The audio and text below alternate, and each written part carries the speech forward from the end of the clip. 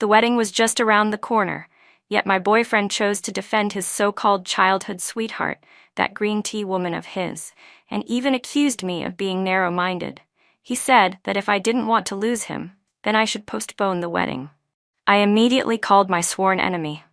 "There's no groom at the wedding today. Mr. Marcus Moo, would you like to try a whirlwind marriage?"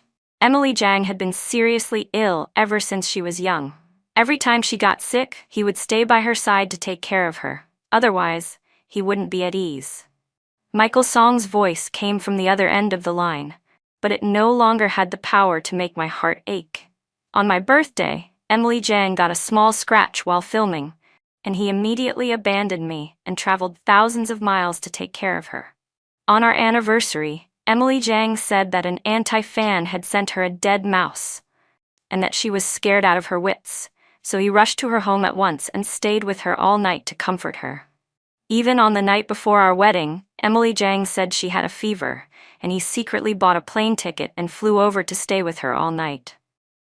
Michael Song, I'll ask you one last time.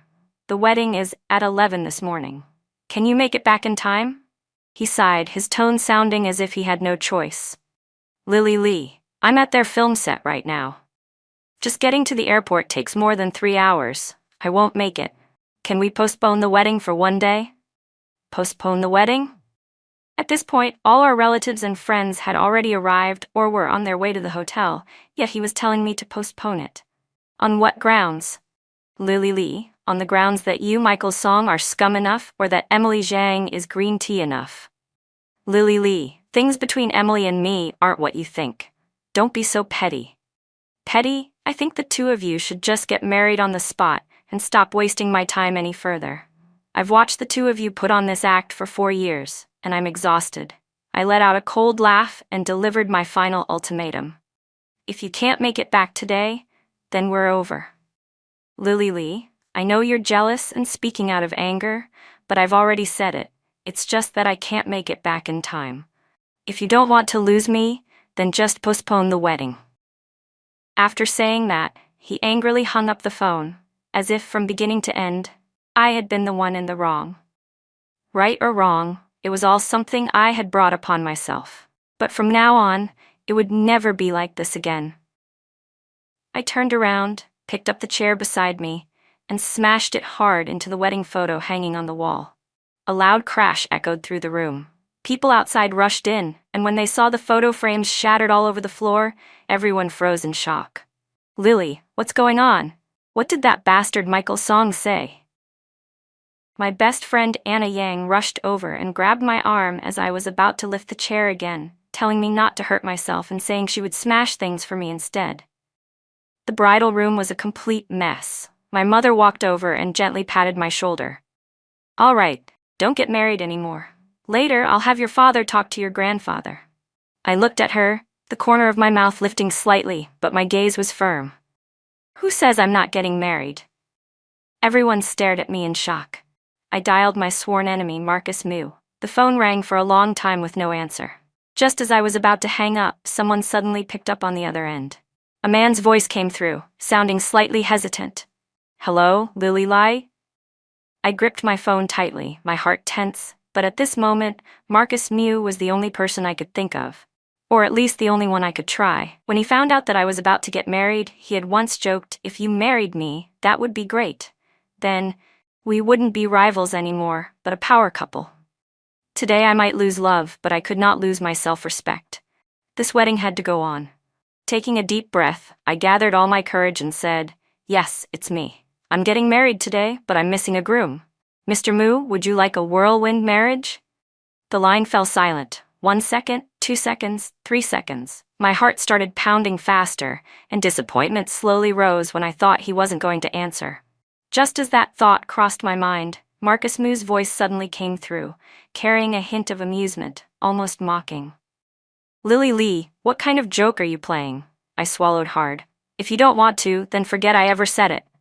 You'll let me back out if I don't want to? He asked. You agree? You really agree? Yeah, I agree. He slipped back into his usual nonchalant manner, 3 parts serious and 3 parts joking, but then added, that said, I won't be a groom in name only. I frowned and asked what he meant. If I get married, it's to have a real wife. At the very least, she has to lie next to me so I can feel that you're a living, breathing person with warmth. You understand, right? I was silent for a few seconds before replying, "Deal." Marcus Mew asked what I needed him to do next. "Before 11 this morning, you have to be at the Hongview Hotel to be the groom, and we need a bridal suite. All right, leave it to me. I guarantee I'll make you satisfied." The call ended. I lifted my head and looked at the relatives and friends around me, all of them frozen in shock. "Marcus Mew?" My mother was the first to speak. "Is that the Marcus Mew you mentioned before, your sworn enemy in the business world?" I nodded. "Yes. But how can that be?" My mother's worry was obvious. "Isn't he your enemy? What if he takes advantage of the situation to sabotage you?" "Why not?" Anna Yang laughed, lightly nudging me. "Auntie, I actually think this is great. Marcus Mew is rich, handsome, and a veteran in the business world. Compared to that useless Michael Song, he's 100 times better." I gave a faint, indifferent smile. Between Marcus Mew and me, it was nothing more than mutual benefit. And that was fine. All I needed was for this wedding to go on. I could not let myself lose face because of Michael's Song, and even more so, I could not let my family be humiliated because of me. Michael Song's parents called me, trying to persuade me to postpone the wedding until tomorrow on his behalf, saying that he truly couldn't make it back in time. They warned me that if I insisted on not postponing it, and there was no groom at the wedding, the ones who would lose face in front of everyone would be me and my family, and that the Song family would not attend at all. I replied directly that the wedding would not be postponed. They assumed I was just throwing a tantrum and harshly criticized me for being stubborn and not thinking things through. Michael Song's mother even said with certainty, "The daughters-in-law of the Song family, generation after generation, have always been obedient and gentle. Lily, if you want to marry into the Song family, you need to learn to be soft, to stop being so headstrong." I hung up immediately, not bothering to listen to another word. Marry into the Song family? In their dreams. My parents have only one child, me. Because they loved me, they felt that the apartment allocated to Michael Song as a university lecturer was far too small, so they bought a neighboring townhouse within our own residential community to serve as our bridal home. The plan was that after the wedding, once we registered the marriage, the house would be jointly under our names. The Song family had happily accepted this arrangement. That was why our bridal home was only a few houses away from my parents' place. After smashing all the photo frames, I returned home and let the makeup artists begin their work. They started at 7:30 in the morning, and by 9:30, I was already dressed in a stunning wedding gown. Although there was no longer the romantic wedding motorcade we had originally planned, according to tradition, I still had to depart from my parents' home and head to the hotel. I knew very well that even though I had temporarily invited Marcus Mew to be the stand-in male lead, today's play could only be carried by me alone. No matter what, I had to make sure this wedding went on, and that it was grand. What I didn't expect was that just as we were about to set off, Marcus Mew had already arrived. Suddenly, the crisp sound of firecrackers rang out, and the air filled with joy and celebration. My second bridesmaid, Vivian Wang, ran into the room, beaming. "Lily, President Mew is here. There's a really long wedding motorcade downstairs." Outside, my second aunt cheerfully pulled at my second uncle and urged him, "Why are you still standing there? Hurry up and come out. Hurry downstairs and welcome the new groom," someone urged. "That's the custom in our family. If the eldest daughter of the elder uncle gets married, the elder uncle and aunt go out to receive the groom. If it's the daughter of a younger uncle or aunt, the elder uncle and aunt also come forward to welcome him. As for the bride's own parents, they sit and wait in the main hall on the first floor, waiting for the groom and the in-laws to enter together." I immediately ran barefoot to the window and looked downstairs. A long line of white luxury cars was parked neatly along the curb, forming an incredibly grand sight. My uncle and aunt were already standing at the door, personally welcoming the groom and the wedding procession. "Vivian, hurry and help me put on my shoes."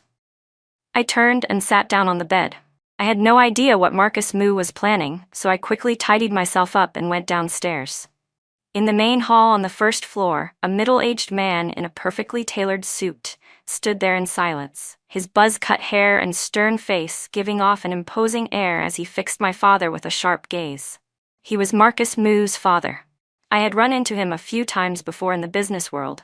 As for Marcus's mother, this was my first time meeting her. She looked gentle and dignified, though her smile was almost overly radiant. At that moment, she was holding my mother's hand warmly and saying with a cheerful laugh, "My son keeps saying his wife is as beautiful as a flower, like precious jade." I figured the in-law must be a great beauty too. Now that I've seen her in person, it's exactly as I imagined. My in-law really is graceful and lovely. As soon as she finished speaking, they all turned toward us when they heard footsteps coming down the stairs. Lily, my daughter-in-law. I felt a little embarrassed and nodded politely. "Hello, Auntie." "That's not right. You should be calling me Mom," she corrected me with a smile. "Mom, don't get too excited," Marcus Moo said with a laugh from beside me. "Don't scare my wife." He took long strides toward me, and I immediately grabbed his hand and dragged him straight into an empty room downstairs, shutting the door behind us as I turned to question him. "Marcus Moo, what exactly are you trying to pull?" The corner of his lips lifted slightly. His flirtatious eyes swept over me, and that deep, captivating smile appeared again. Marcus Moo and I had been classmates for 4 years in college. After graduation, I took over my family's business and became his competitor. Over the 7 years we had known each other, I had always understood clearly that this man was like a hunting leopard, fierce, proud, and not someone to provoke lightly. But today I had no way out. He looked at me, his tone unusually serious. "I'm just getting married. Didn't you tell me to go to the hotel?" Of course I had to come pick up the bride first, then go to the hotel. Marcus Moo smiled as he reached out to take my hand. "What, are you mad?" I shook his hand off. "Hey, Lily Lee, I already said it. Getting married isn't a problem, but I refuse to be just a tool for you. You need to save face, don't I need to as well? If I just showed up at the hotel like that, what would the people around me think?" "All right, I get it," I said, looking at him. I realized that I really had no reason to be angry. He wasn't wrong. I turned to look at the magnificent wedding motorcade outside the window, feeling both annoyed and amused. In just a little over 2 hours, how had he managed to arrange all of this? Marcus Moo studied me closely for a few seconds, his lips curving as a smile spread into his eyes. "Compared to you, how is this difficult at all?" I frowned. "What? Nothing," he said lightly. "Come on, wife, we should set off, otherwise time's gonna be tight." "Wife, my foot," I muttered. My face felt a little warm, but I still nodded softly. "Okay." Where we come from, according to wedding customs, when the bride leaves her family home, the groom must carry her into the wedding car. Any man who isn't strong enough to carry his wife isn't worthy of getting married. But before today, I truly never could have imagined that the man who would carry me in a romantic princess carry would be Marcus Moo. In my impression, this man had an extremely sharp tongue. With just that glib mouth of his, he could anger people, to the point of near explosion, more times than anyone could count. Back in college, during military training, the period when feelings were most likely to spark, I once had a slight crush on our class monitor, a tall and handsome guy. One time, I pretended to be weak and successfully got the class monitor to help me carry a large, heavy water jug. But at that exact moment, Marcus Moo casually threw out a line. "Lily Lee, is your hand broken or something?" The kind-hearted class monitor quickly said that everyone was exhausted after training and that the water jug was heavy, so he was just helping me out. Yet Marcus Moo immediately snatched the jug away, unscrewed the cap, tilted his head back, and drank it all in one long gulp. Then he stuffed the empty jug back into my hands. "Now you can carry it, right?" At that moment, the atmosphere instantly became unbearably awkward. I hated him so much, I almost burst into flames on the spot. The class monitor was also clearly embarrassed, and from that day on, he no longer interacted with me. And just like that, my beautiful little romance died before it even had a chance to begin. Thinking back now, perhaps the feud between Marcus Moo and me officially began at that very moment. From then on, the more I saw him, the more irritating he became, and he never missed an opportunity to provoke me either. After graduation, I thought we would go our separate ways and have nothing more to do with each other. I never expected that he was also a local. And not only that, but our family businesses ended up competing directly with each other. As a result, the two of us frequently clashed head-on over market share. That name alone used to make me grit my teeth in anger, to the point where I sometimes even wanted to secretly drag him into an alley and beat him up. And yet, the very person who infuriated me the most had now become the only one who could help me out of trouble. Even thinking about it now felt strangely surreal. The wedding banquet began at 11 in the morning. When the bride and groom stepped onto the stage, the entire hall erupted immediately. Wait, something's not right about the groom. Wasn't the groom supposed to be Michael's Song? This man is much taller than Michael's Song, and a lot more handsome too. Has anyone noticed? It seems like no one from the Song family is here at all. What is the Lee family doing? Did Lily Lee change grooms at the last minute? This is really dramatic. I looked at the guests, intending to take the microphone from the host to explain, but Marcus Mew was one step faster and took the microphone first. He held my hand and faced the audience below the stage. Hello everyone. Allow me to introduce myself. My name is Marcus Mew, and today I am Lily Lee's husband. Thank you all very much for coming to attend our wedding and for witnessing how our love has endured countless trials and tribulations, finally parting the clouds to reveal the bright moon. I couldn't help but lift my head to look at him. This mouth of his really did dare to say anything. Still, I had underestimated Marcus Mew. This man truly knew how to create a scene. Even the host's script had been changed at the very last minute. Next, the host spoke non-stop, recounting our so-called love story, how two evenly matched rivals had met as fated enemies, how we had shared 7 tumultuous years of love, how supporting characters had appeared along the way, but were merely catalysts that helped us realize our true feelings, how true lovers are destined to meet no matter the distance, while third parties were nothing more than clowns passing through. If no one knew what had happened before today, they would have thought that from beginning to end, the only protagonists of this wedding had always been Marcus Mew and me, with absolutely nothing to do with Michael's Song. Fortunately, the Song family had truly meant it when they said they wouldn't come. No one from their side showed up at all. Otherwise, those words might have infuriated them so badly that they would have fainted on the spot. Originally, Michael's Song and I had prepared a few small surprises for the wedding, but now that the groom had been replaced, all of that instantly became meaningless. Fortunately, although Marcus Mew had a vicious tongue, he was also a master communicator. With sheer force, he turned what could have been an awkward, stiff wedding into a celebration that was both romantic and humorous. It could be considered that this hurdle had been smoothly overcome. Next came the ring exchange. I had prepared in advance, planning to casually use the rings that were originally meant for Michael's Song and me to get through the ceremony. Whether they fit or not, Marcus Mew would just have to put one on. However, when the ring box was presented, I suddenly froze. This box did not belong to Michael's Song and me. I looked at Marcus Mew in shock. Following the host's cue, he smiled and opened the small velvet box, revealing a dazzling diamond ring that was blindingly bright. Oh my God, that diamond is huge, at least 10 carats. I'm so jealous. Such sweet love. When will it be my turn as a beauty like me? Tall, rich, and handsome. He's dozens of times better than Michael's Song. If it were me, I wouldn't choose Michael's Song either.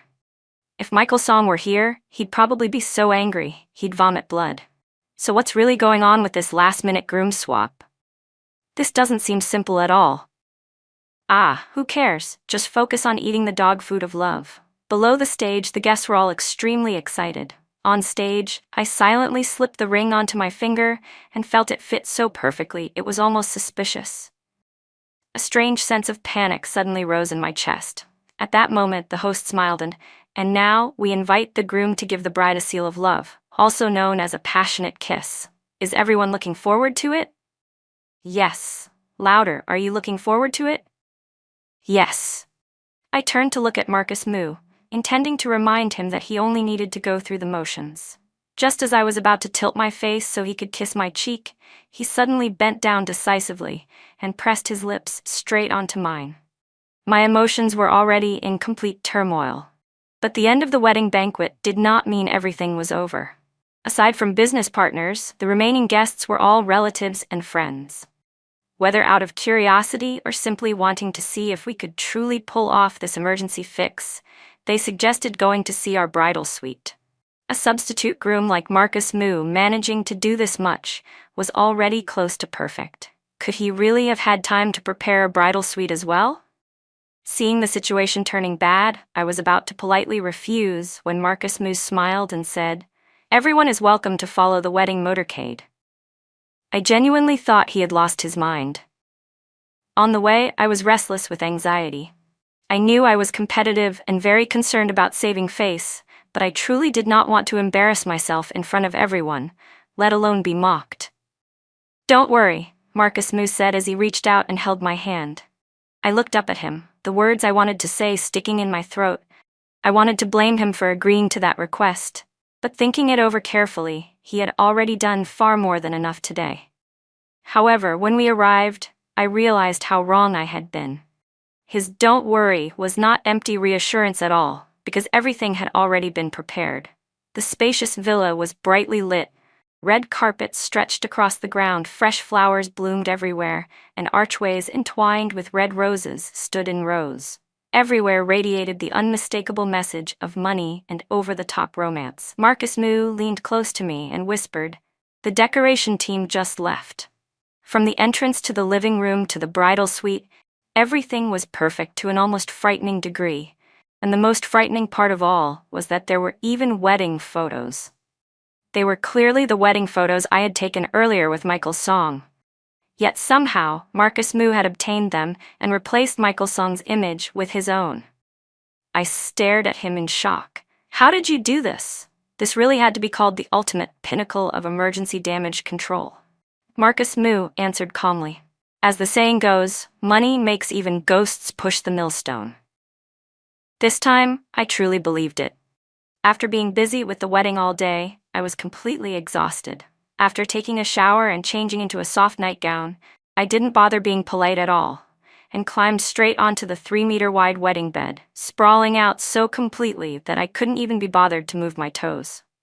Not long after, Marcus Moo finished showering and came out. I sat up and stared at him, my voice lowering. "The wedding photos, how did you get them? I still haven't figured that out." Marcus Moo held a towel and slowly dried his hair. His damp, slightly messy hair hung down over his brows, making the sharp, masculine lines of his face stand out even more. He looked at me with the towel in his hand, the corner of his lips curving slightly. "If I said Michael Song gave them to me, would you believe it?" "What?" I was so shocked that I sprang upright. "He gave them to you? How is that possible?" He pressed his lips together and stood by the bed, his eyes carrying a hint of a smile that I couldn't tell was real or fake. "Take a guess. If you don't want to, then forget it." He stepped closer. I immediately turned away, my lips moving slightly. My throat felt dry, but I still forced myself to speak. "I want to sleep alone tonight?" "You mean you want to sleep separately?" He stood by the bed, raising an eyebrow as he looked at me. I turned back to meet his gaze. "Is that okay?" Maybe because we had been rivals for so long, the so-called rule of knowing your enemy to win every battle had taught me something else instead. If I wanted to deal with him, I couldn't just be hard all the time. I had to know when to soften. He looked at me for a moment, clenched the towel in his hand and said, 3 days. Is that acceptable or not?" He narrowed his eyes and ground his teeth. "Let me tell you this. Don't you dare burn the bridge after crossing it. Where's your conscience, huh?" With that, he turned around and walked out. I watched his retreating figure and, for some reason, felt like laughing. It was as if he wasn't as difficult to deal with as I had imagined. But before I could feel relieved, I saw him head toward the bathroom. A moment later, he came back out, strode over to the large sofa across the room, and lay down on it. "What are you doing?" I asked. He lifted his head and looked at me. "Sleeping." I widened my eyes. "Didn't I say I wanted to sleep alone?" He sat up and pointed at me. "Aren't you sleeping alone right now?" I was so irritated by him that I actually laughed. Sitting up, I clenched my teeth. What I mean is, I want to sleep alone in this room. You go sleep in the living room. Don't even think about it, he said with a cold laugh. You, Lily Lee, are always proud and obsessed with saving face. What, does that mean I don't matter? I already agreed to be this emergency groom. It was hard enough to explain things at my place, my parents, my whole family. They barely believed me, and I even had to cooperate fully. And now you're telling me to sleep in the living room? If they find out, what am I supposed to say then? That actually sounded reasonable, but still, it was only 3 days. Just then, the phone rang. I sat up and reached for the phone on the nightstand. The call was from Michael Song. I hesitated and didn't answer right away. Michael Song? Marcus Moo took one look at my expression and immediately guessed who it was. He quickly got up from the sofa and walked toward me. I hesitated for a moment, then finally answered. As soon as the call connected, Michael Song's voice came through, just as it always had, still that familiar gentle tone, full of assumed intimacy, exactly like before, as if he had never felt the slightest guilt about staying by another woman's side and then turning around to come back to me. Lily, I'm about to board the plane. In 2 hours, come pick me up at the airport, okay? I clenched my phone, so angry that I laughed. Michael Song, have you lost your memory? Lily, I was wrong. I shouldn't have left you behind. I'm sorry. I even bought you a gift. Michael Song, I cut him off. I got married today. On the other end, Michael Song chuckled. Be good, don't be mad anymore. Neither I nor my family showed up. What wedding could you have had? That's right, you and your family didn't come. I let out a cold laugh. But the wedding was handled entirely by me and my family. Even when you couldn't make it back on the wedding day, neither you nor your family gave any thought to how things should be explained to the guests. No one stepped forward to help me deal with any of it. It was just one phone call telling me to postpone the wedding.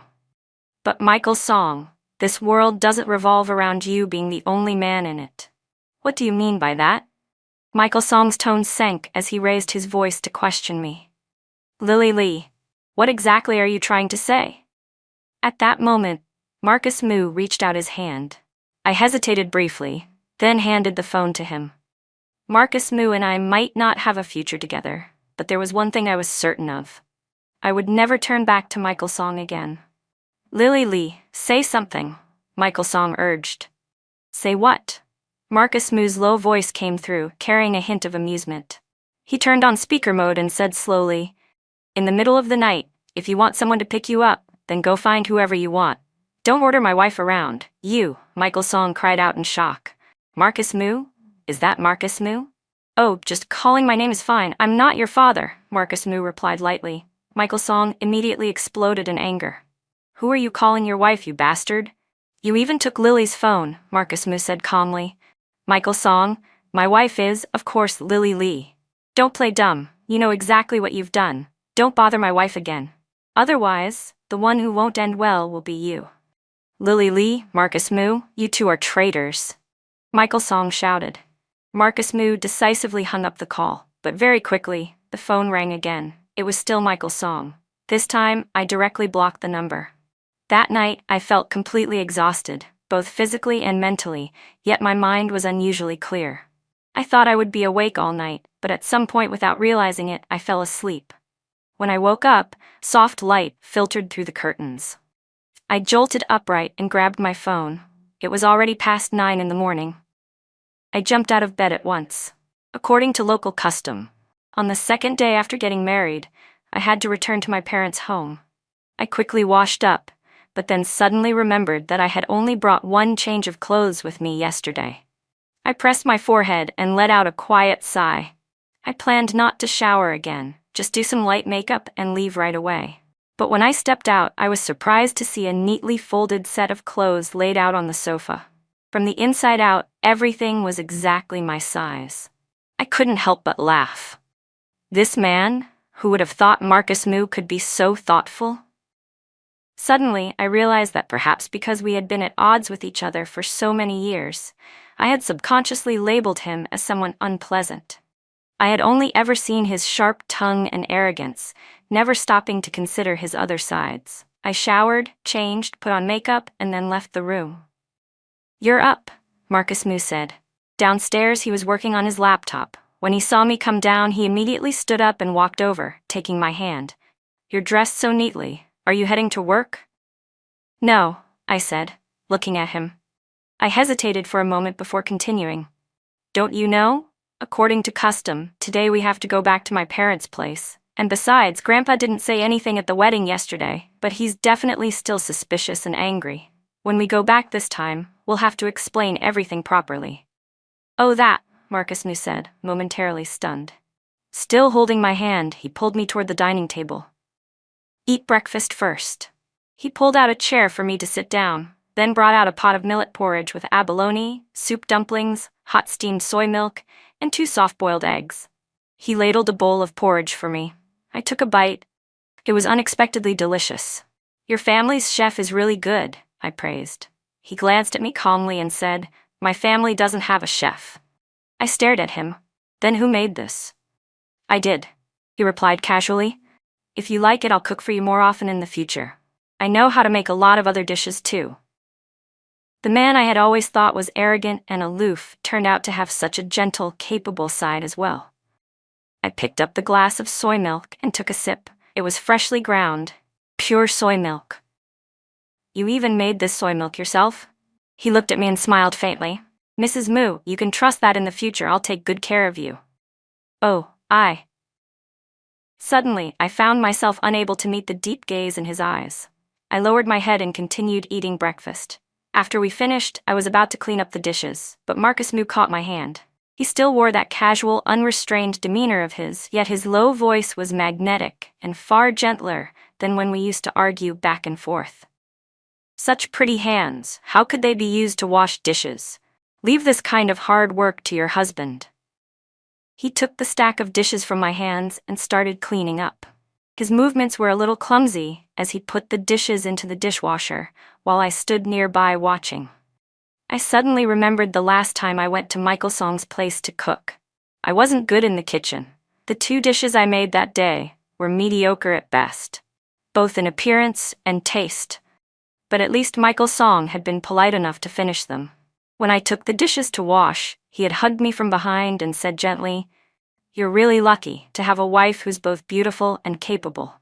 And now, Marcus Moo was saying almost the same thing. "Such pretty hands, how could they be used for heavy work? Leave it to your husband."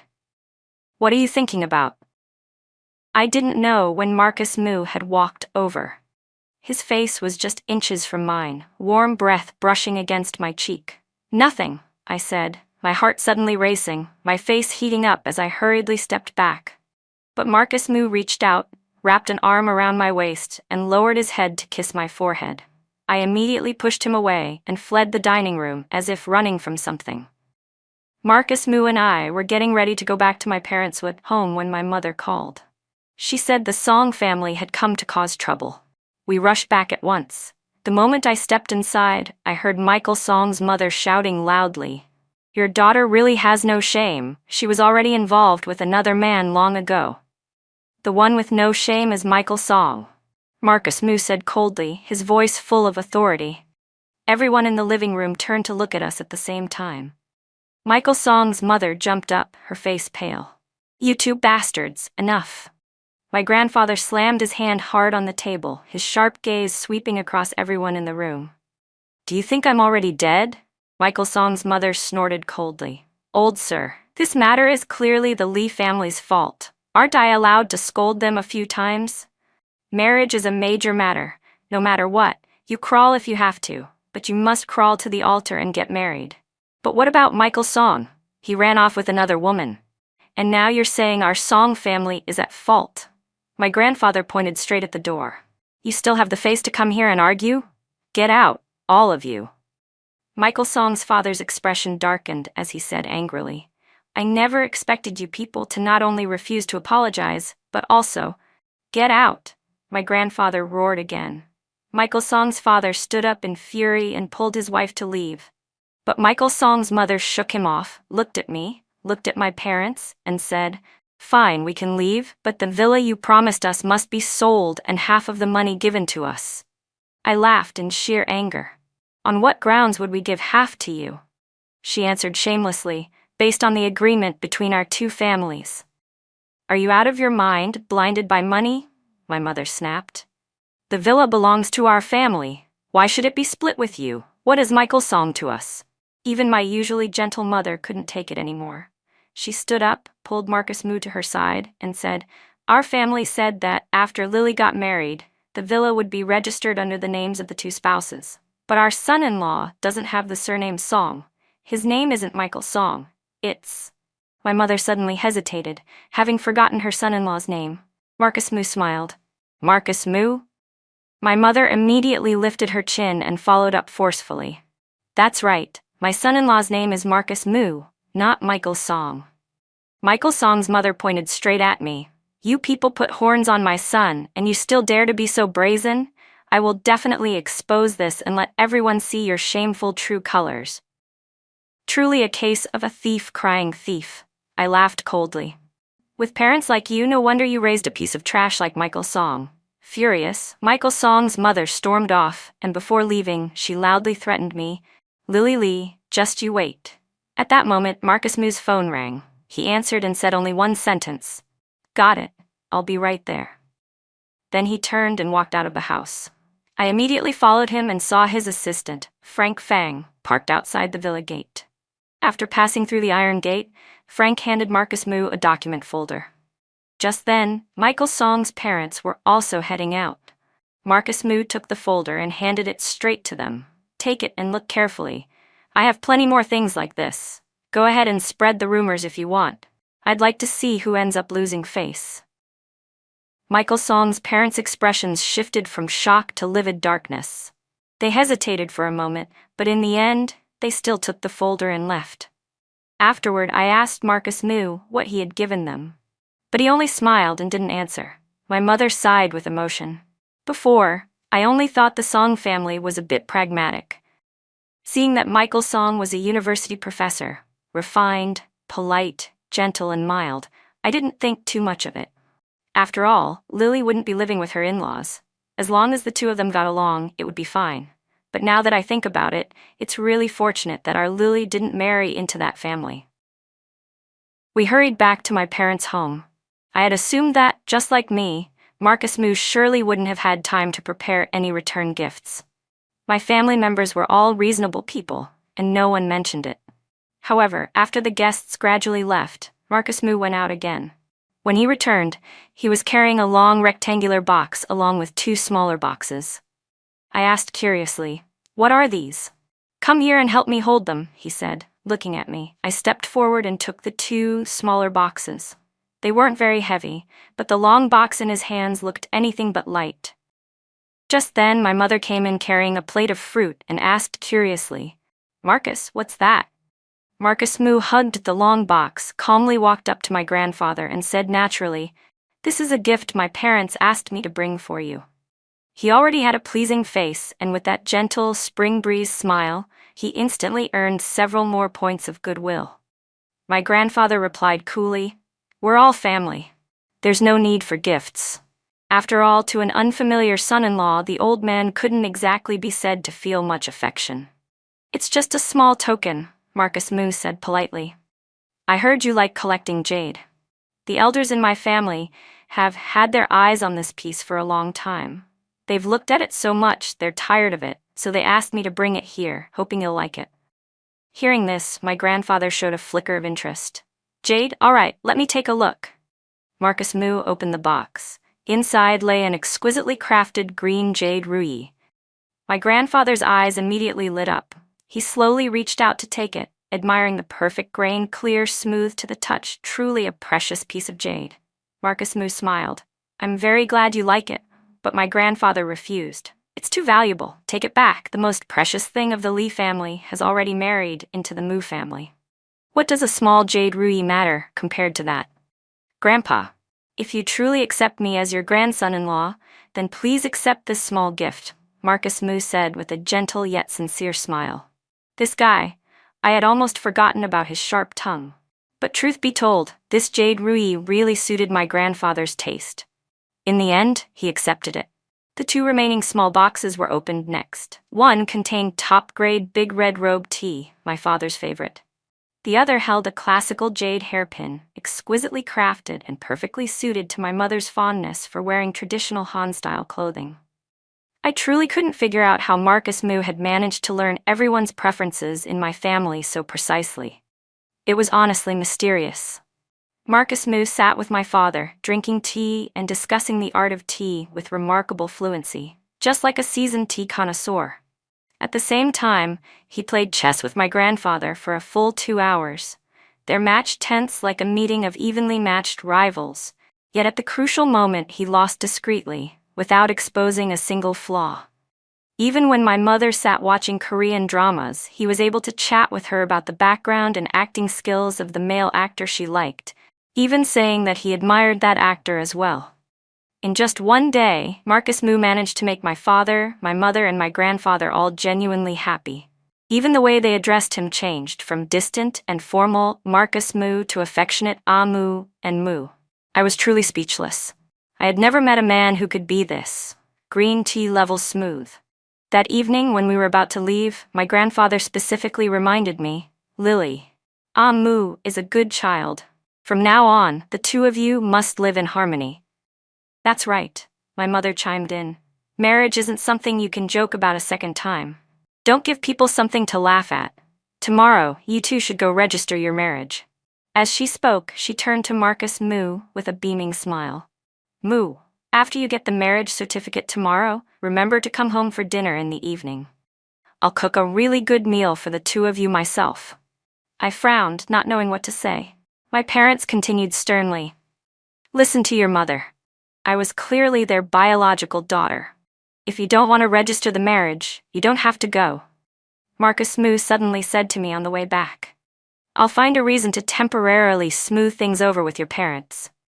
I turned to look at him, hesitated for a moment, and then still nodded. Are you tired?" He glanced at me. I shook my head. "I'm okay." Unexpectedly, he reached out and gently rubbed my head once. "Marcus Moo." "Huh?" He had already withdrawn his hand and refocused on driving. I looked at his profile, those sharp, well-defined features, and there were several things I wanted to say, yet in the end, I still hesitated and couldn't bring myself to speak. Didn't he think that action had been a bit too intimate? After all, we had just gotten married, but before this, hadn't we been sworn enemies? "Why aren't you saying anything?" he asked. I finally spoke up. "Why did you agree to marry me?" "Then why wouldn't I?" He chuckled softly and said slowly, "You're tall, beautiful, smart, kind, and your family background matches mine. You're the perfect choice for a wife. Besides, after marrying you, I also get rid of a strong competitor." Being praised so bluntly by a longtime rival left me completely speechless. But thinking about it carefully, it did make sense. As for business between our two families, I hoped it would have nothing to do with each other going forward, and that our assets would remain independent. "Up to you," he agreed without the slightest hesitation. I had always thought we were evenly matched. Even if our assets weren't intertwined, this marriage would still benefit Marcus Moo, so it wasn't strange that he accepted it so readily. But the next morning, when I was at work, my assistant, Chloe Zhou, rushed into my office in excitement. "President Lee just received news. We won the Haiyang project bid." "Really?" I was a little surprised. As far as I know, among the competitors this time, Moo Group's architectural division was also involved, and they had a much stronger advantage than we did. Chloe nodded and smiled. "I don't know what happened with Moo Group, but they suddenly withdrew from the bidding, so the project ended up going to us." She was a new assistant and wasn't very familiar with me, so she hadn't been invited to the wedding. That was why she didn't know that the young master of Moo Group was now my husband. "They withdrew?" I repeated softly. "That's right." I felt a complicated knot forming in my chest. I couldn't understand why Marcus Moo would give up such a lucrative project. "Did something happen, President Lee?" Chloe asked. "Aren't you happy?" I snapped back to my senses. "It's nothing. Go back to work." After work, when we got home, I asked Marcus Moo why he had let the Haiyang project go to us. He was cooking and replied casually, "You're capable of handling it, and Moo Group still has other projects." But I didn't believe that explanation. If it had been before, he would have fought me to the bitter end for it. Hearing that, he chuckled softly. "Before, you were someone else's girlfriend. Now you're my wife. Why would I compete with my own wife? I was left completely speechless. After saying that, he glanced at me. Just one more soup. Go change, wash your hands, and get ready to eat. The conversation ended abruptly, and at that moment I realized I really was hungry. Thinking back to the 2 breakfasts and 1 lunch he had cooked over the past 2 days, I found myself starting to look forward to dinner. After removing my makeup, washing up, and changing clothes, I went downstairs to see that Marcus Moo had already set the table. Want a little wine? He asked.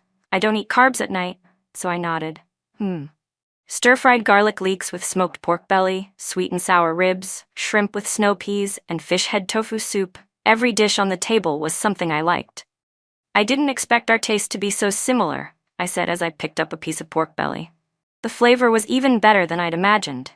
If you like it, eat more, he said, then suddenly added, you're too thin. Instinctively, I finished the rest of the sentence in my head. Not easy to have kids. Before bed, while I was in the bathroom applying a face mask, an unfamiliar number called me 5 times in a row. The last call had been 3 minutes ago. I picked up my phone and turned to look at the man standing by the window. I have a call. Why didn't you tell me? Marcus Moo turned back and pointed outside the window. I walked over with my phone. Outside the villa, a car was parked, and under the lights at the gate, a man was standing there. Michael Song? How does he know where you live? I turned to Marcus Moo in shock. He glanced at me. With so many people at the wedding, how could there not be someone who likes to meddle? Meaning Michael Song had found out from someone. My phone vibrated. I opened it. It was a message from that unknown number. Lily, I'm at the gate of Marcus Moo's place. I know you're looking at me.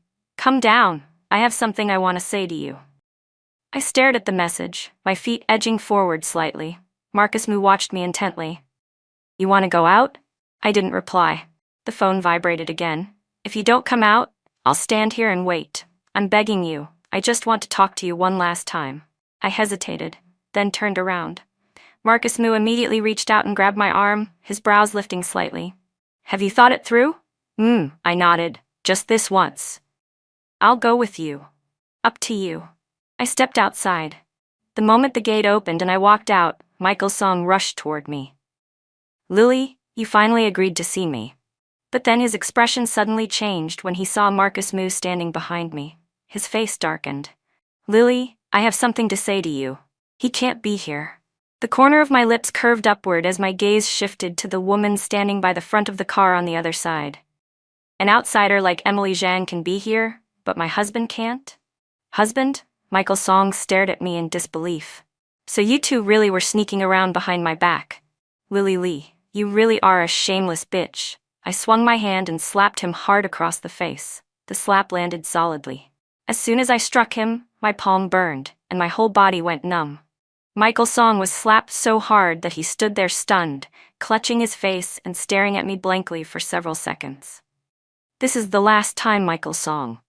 Stop acting, I said coldly. When you were sleeping with Emily Zhang, you should have already known it in your heart. His eyes flew wide open. You knew? Ask her, I said, jerking my chin toward Emily Zhang, who had been silent the entire time. Those filthy photos of the two of you were sent to my email by her.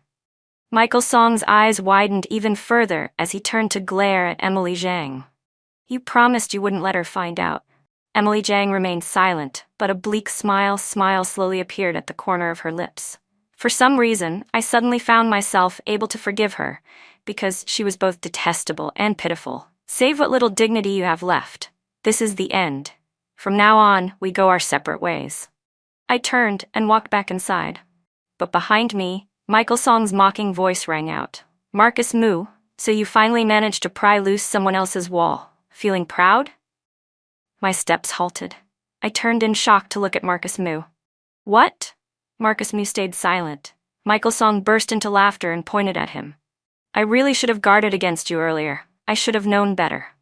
With that, he turned and walked away. Emily Zhang got into the car and slowly drove off after him, pleading for him to get in. However they tangled with each other after that had nothing to do with me anymore. I looked at the man leaning against the doorframe and asked, Who's the wall here? The corner of Marcus Moo's lips lifted, his smile reaching his eyes. Who else but Mrs. Moo? Did Marcus Moo like me? It was hard to believe. And even more baffling, how did Michael Song know? After we returned to the room, I kept pressing Marcus Moo about it. He finally explained that back in his senior year, when Michael Song was a graduate student and PhD candidate in the same department, Marcus Moo had once picked up Michael Song's wallet and found a 1-inch photo of me inside. That was how he knew Michael Song liked me. The year I graduated, Michael Song and I got together.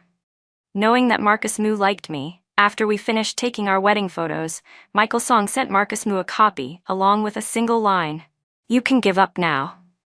From that point on, Marcus Moo stopped paying attention to me. He lay sprawled on the sofa, staring straight at me without saying another word. It wasn't until I spoke that he finally reacted. "But weren't we always sworn enemies?" He frowned and snorted softly. "Who would bother being your enemy? There's nothing to it. I just like you, that's all." After saying that, he immediately lay back down on the sofa, closed his eyes tightly, and completely ignored me. Curious, I leaned in closer to take a good look and suddenly noticed that his ears were slightly red. Oh, was he embarrassed? A sharp-tongued man like him could actually be shy? That was eye-opening. "Marcus Moo, are you embarrassed?" I teased. "Come on, confess honestly, ha!" I laughed loudly. Watching my sworn enemy blush was truly one of the most satisfying moments of my life. Marcus Moo immediately sat up, grabbed my hand, and yanked me down onto the sofa. His whole body pressed against mine. Hey, you're heavy. Get off." I tried to push him away. He braced his hands on either side of me, half his weight bearing down, those deep, dangerous eyes staring straight at me. "Laugh again, and I'm sleeping on the bed tonight," he threatened. I swallowed hard and didn't dare make a sound. The next second, Marcus Moo let me go. I sprang up immediately, dashed to the bed like the wind, and pulled the blanket over my head. The atmosphere instantly turned awkward, but within that awkwardness, I fell fast asleep. The next morning, when Marcus Moo woke up, I woke up as well. He walked over to the bed, gently tugged at my blanket, and said, "It's still early. Sleep a bit longer. I'll wake you when breakfast is ready."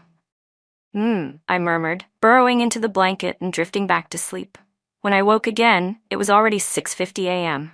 I got up, washed my face, brushed my teeth, and put on a face mask. At exactly 7:10, Marcus Moo called me.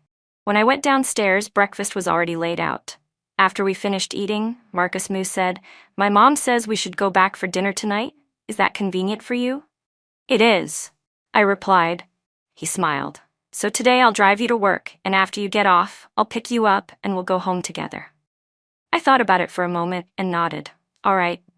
But unfortunately that afternoon, when Anna Yang and I, along with the technical department manager, went to inspect a construction site, a stone suddenly fell from above and struck my head. It was an accident that came out of nowhere.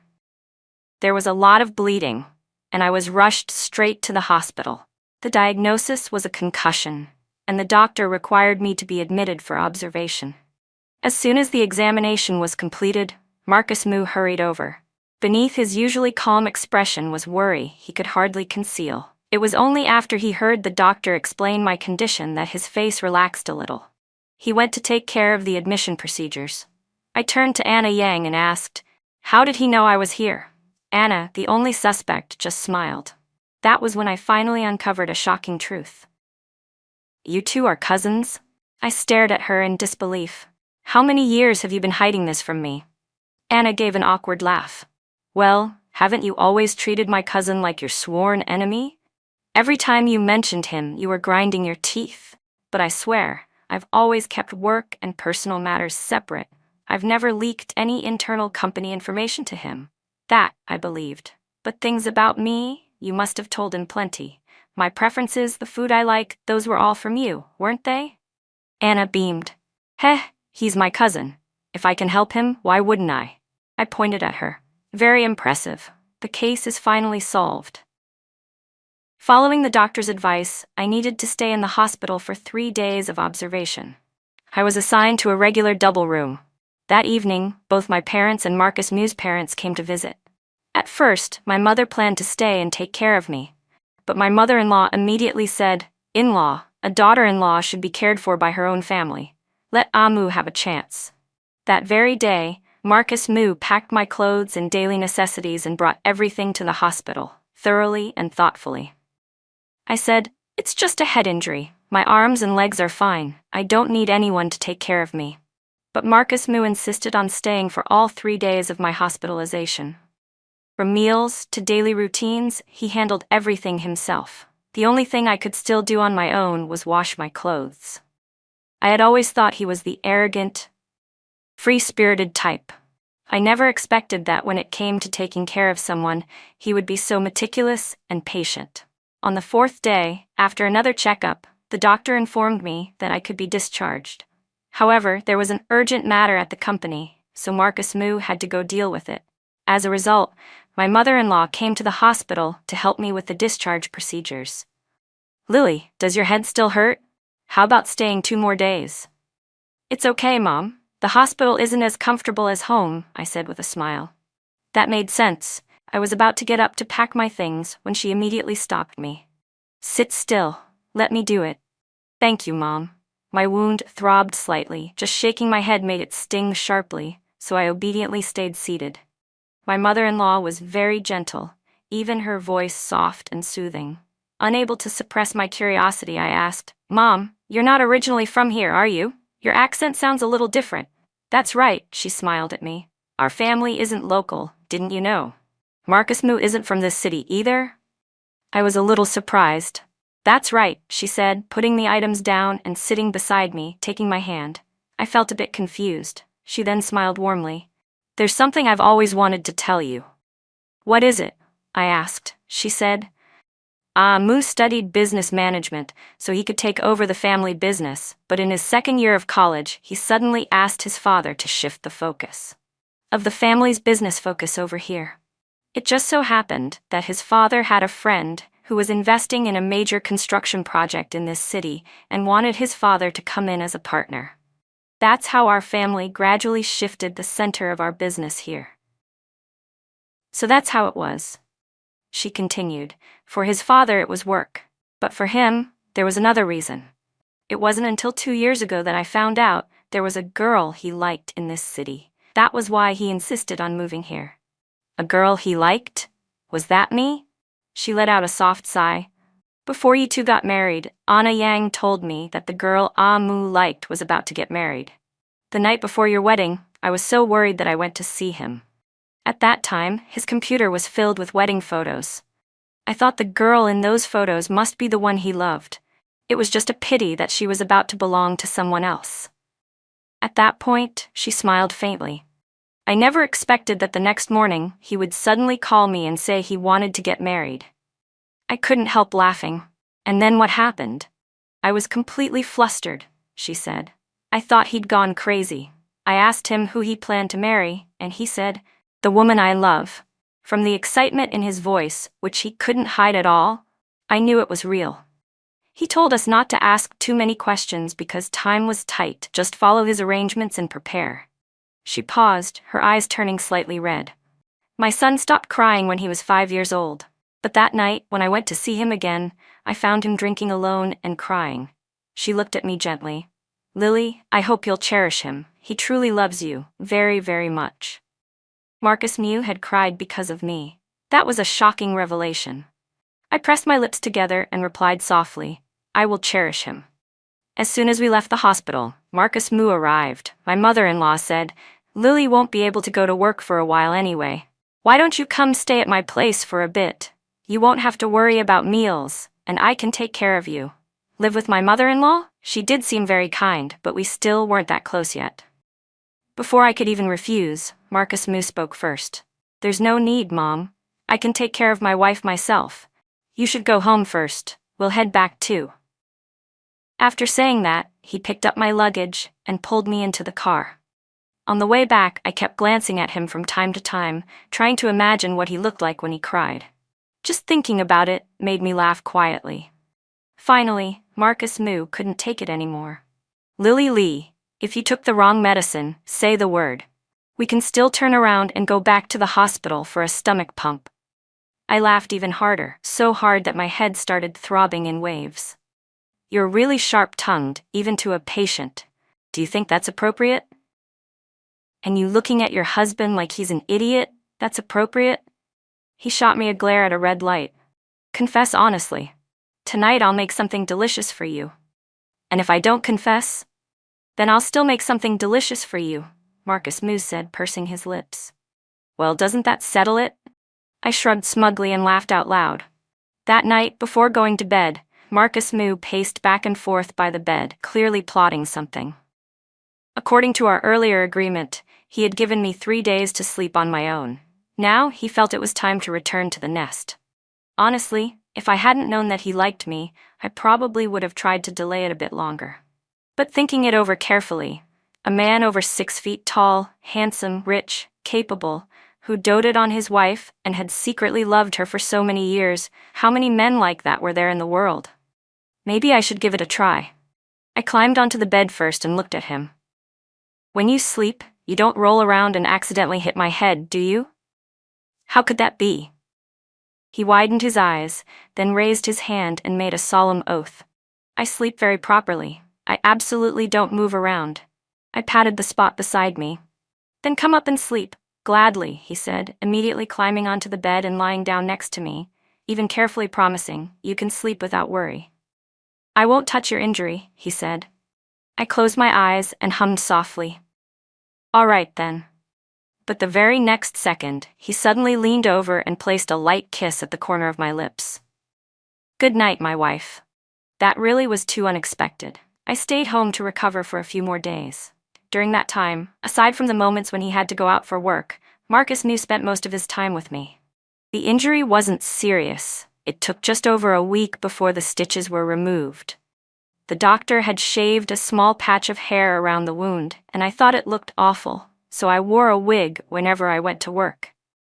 Marcus Moo said my wound hadn't fully healed yet and wouldn't let me eat random food. 3 meals a day, he cooked everything himself without complaint. When he was too busy, he had his mother bring food to the company for me instead. Because of that, the entire company ended up knowing that my husband was the young master of the Moo family. What was more, my relationship with my mother-in-law was very harmonious. In fact, the person she was closest to wasn't me, but my own mother. Lately, whenever my mom called me, the phrases I heard most often were, "Your mom and your mother-in-law are going to get their hair done together." "Your mom and your mother-in-law made an appointment to get their nails done." "Your mom took your mother-in-law to a Hanfu event." Or "Your mom and your mother-in-law went traveling together again." Out of 10 sentences, at least 3 were about my mother-in-law. As for me, I was practically about to be spoiled into a useless person by Mr. Moo. I realized that ever since being with him, I had grown increasingly lazy. Even blow-drying my hair after washing it was something he did for me. Ever since that one time between us, even my underwear had been completely taken over by him. One morning, while he was cooking, I sneaked up behind him and hugged him softly, asking in a low voice, "Marcus Moo, are you deliberately trying to spoil me into a useless person?" He snorted lightly, took my hand, lowered his head to kiss it, and then replied slowly, "As if you'd really do all these things yourself if I weren't around." Well, that was actually true. I giggled. But once I've gotten used to eating food cooked by Marcus Moo, and gotten used to being taken care of by Marcus Moo, from now on, no matter how much money I have, I won't be able to find anyone who treats me as attentively as you do. You're just trying to spoil me into being picky, so we'll see whether I can even survive without you. I pouted. Then what if someday you change your heart and abandon me? Wouldn't I be miserable? Change my heart? He laughed softly. Give me a break. I got through 7 years of unrequited love. Now that I've finally got you, do you really think I'd let go? He turned around and lowered his head to kiss me. His voice was firm. Don't even dream about it, Mrs. Moo. You can't escape. Oh, really? Then I'll gamble once, bet everything on this ending. Marcus Moo and I still hadn't registered our marriage. I didn't know what he had said to convince his family, but they never once urged us about it. He said he would wait until the day I truly thought it through and wanted to walk through the rest of my life with him. Then we would go register our marriage. 4 months after the wedding, I became pregnant. On the day of my prenatal checkup, I looked up at the winter sun reflected above me, warm sunlight melting snow, dazzling and bright. I lowered my head and looked at the man tightly holding my hand, then suddenly spoke. Marcus Moo, let's go register our marriage. I knew he always carried both our household registration documents, already prepared and kept in the car. He had always been waiting for this day. Really? He asked again, overwhelmed with joy. I had thought he would ask whether I was deciding to marry him because of the baby. But from the moment we completed the procedures to the very end, he did nothing more than pull me into his arms, let me go, lower his head to kiss me once, and then say excitedly, "Thank you, my queen, for granting this humble subject a proper title. Thank you, Mrs. Moo. Mr. Moo truly loves you, and he will love you more and more with each passing day." We hadn't even made it home yet when, in the car, he had already taken a photo of our marriage certificate along with the ultrasound report and posted it to his Moments with the caption, "I, Marcus Moo, have finally made it to the official position thanks to my child." After that, he even sent it to the family group chat to show off all over again. I opened his post, gently tapped a like, then posted a photo of the marriage certificate myself with the status, "For all the years ahead, deep affection, shared devotion." That girl was very beautiful. But what truly moved me was her smile. Like the moon immersed in water, untouched by the dust of the mortal world, pure and radiant at the same time. I liked her the very first time I saw her, but it was the first time I had ever liked someone, and I didn't know how to express it. I could only do my best to find ways to appear in front of her, hoping she would notice me. Yet, clearly, I messed everything up. She thought I was deliberately picking fights, even believed I hated her and was intentionally opposing her. That wasn't the case at all. I liked her, so much that on quiet late nights, when all my roommates had gone out, lying alone on my dorm bed, just thinking about her was enough to lift my mood. I really, truly liked her. But she kept telling others, "Marcus Moo, that annoying guy." She genuinely hated me. Because of that, I never said a word about the things I did for her. I was afraid she would hate me even more. After all, if someone you dislike does something for you, you probably wouldn't feel happy about it either. I didn't know what else to do. I only knew that I still wanted to keep liking her, and that I liked her more and more each day. I was poisoned by a love branded with the name Lily Lee. In our graduation year, her thesis was lost when her computer got a virus. I helped her restore the system and recover the paper. That time, I personally went to help her, so it was impossible for her not to notice. She looked at me again and finally, a bit awkwardly, said, "Marcus Moo, thanks this time." I replied coldly, "It's nothing." But only I knew how happy I felt every time she looked at me. It was the first time I realized that my name could actually sound so pleasant when spoken from her lips. And yet, I still felt that the name Lily Lee was the most beautiful of all. So beautiful that I would never forget it, engraved deep into my bones and heart forever. Bookmark, did you stay because you believed in love, or because you feared being alone with the truth? Love and Lies story.